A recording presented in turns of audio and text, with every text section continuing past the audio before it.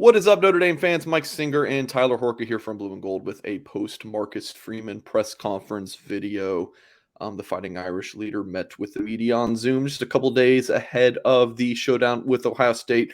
We're going to go through the big talking points, but first, go ahead and hit the thumbs up on this video. Subscribe to our channel if you have not yet, and go to blueandgold.com. $1 for 1 year of all of the premium access recruiting, team, access to our message board, all that good stuff over on the website. Tyler, I would say the most pressing item heading into the Ohio State game is the status of Jarrett Patterson. Not a surprise. I believe he was asked about that the first or second question of the press conference. What did Freeman say, and what was your take on it?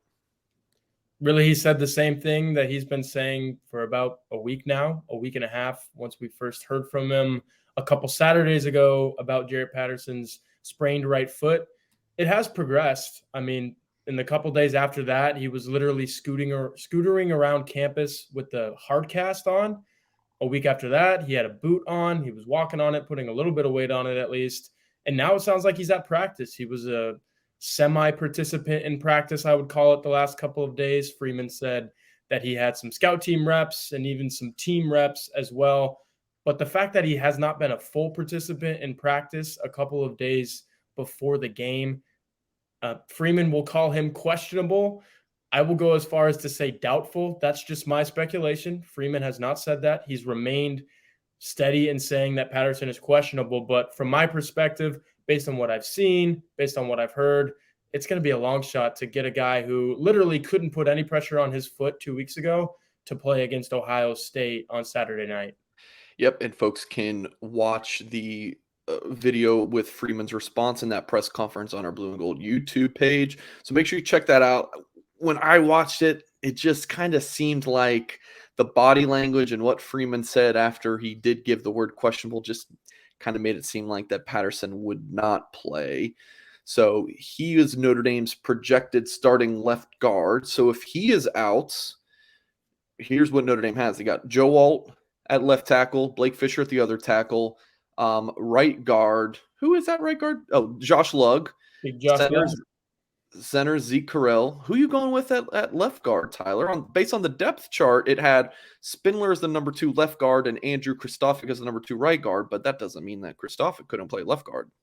It does not mean that, and that's who I think I would go with. This is a guy that started 7 games at left guard just last year, and really he worked really well in tandem with Joe Alt. I think that cannot be understated, that these guys have chemistry. If you're going into a hostile environment where these defensive ends for Ohio State are being talked up, they got a couple of sophomores, 5-stars, who are supposed to be really, really good by the end of their career. That could start as soon as Saturday night against Notre Dame. You're going to want guys on the edges of your offensive line. Obviously, you have the tackles in Alt and Fisher, but tackles and guards work in tandem all the time. Combo blocking is huge, especially against defensive ends who can really rush the passer. So Harry Hiestand worked on combo blocking all during fall camp. It's really all we saw in the first 5 periods open to the media. So if you want a guy that's comfortable playing over there, I'd go Kristofic. But the fact that Spindler is where he is on the depth chart, I think that's a little reassuring if you're Notre Dame, because it really tells me that he's on equal footing with Kristofic, a guy that is 2 years older and has way more experience playing in games. Yeah, Spindler's you don't think that there is like a sexy choice at left guard of all positions, but Spindler's that. Like, he is one that the fans have been clamoring for going back to last season, when he had never played a snap. The fan base is like, get this guy in here. So I think both would be fine choices. We know a lot more about Kristofic than we do Spindler.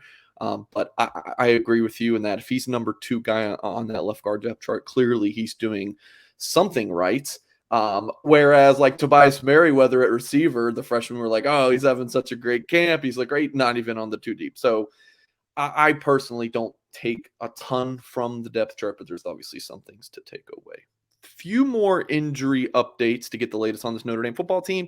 Logan Diggs, Joe Wilkins, Deion Colsey. Give us the latest on those guys per Marcus Freeman. Yeah, here's where you've got some good news if you're a Notre Dame fan. Marcus Freeman basically said all of those guys are full go without explicitly saying they're full go. The word that he used was no hesitation. If those guys are called up by the position coaches and said, yeah, they need to get some reps here in this situation in the game, Freeman's going to put them out there. They're ready to go. I think the Joe Wilkins thing is the most surprising of those. When we talked to Marcus Freeman in a one-on-one, me and my coworker Patrick Engel, this would have been the end of June. It was sounding like, hopefully we have that guy back in October. Here he is, the 1st of September, ready to play on September 3rd. And then next in line would be Logan Diggs, a guy that was wearing a red non-contact jersey like 2 weeks ago. And now he's ready to get hit by some of those guys that I mentioned on the Ohio State defense. That's very impressive. And then Deion Colsey was just one of those things where tweaked his knee in camp. He was wearing a really heavy brace. It didn't look good there for a while, but that's one of those things that you can get over in about a couple of weeks, and he did. Another guy that wasn't mentioned today that should be thrown in this conversation is Jaden Thomas, because he's at the top of the depth chart, probably going to start at wide receiver. He was looking a little hampered with his hamstring in fall camp, but he made a really quick recovery as well, even faster than Colsey. So outside of Patterson, I wrote about this at blueandgold.com this week. Marcus Freeman is taking a really healthy Notre Dame team to Ohio State, and this is a game where you need all hands on deck. So that's good news for the Irish. Tyler, I'm curious for your take on this. It seems like regarding Patterson, you and I are in agreement that there's a little bit of gamesmanship by Freeman on being coy. Do you sense in that with some of these other guys, like, or just across the board, that Freeman is, for a first-time head coach, he's pretty media savvy and saying things without saying things? Right. He's pretty conditioned in giving injury updates. And when I say that, injury updates these days are basically non-updates. You don't want to show your hand. You don't want to tip your hat. So, yeah. But based on what I saw in fall camp, I would probably agree with him that Logan Diggs looked really good. There were times where I was like, why is this guy even wearing a red jersey? And I know I actually had labrum surgery myself, so I can sympathize and say I don't want to get hit. What is it, 4 months, 5 months after he literally went under the knife for that surgery? It's very impressive, the timeline that he's been on. But with Patterson, I totally agree that there's some gamesmanship there, and he keeps saying questionable, questionable, questionable. He's not really lying when he says that, but I mean, I would go as far as to say doubtful. That's just something that Marcus Freeman's never going to come across and say, and rightfully so. He doesn't have to.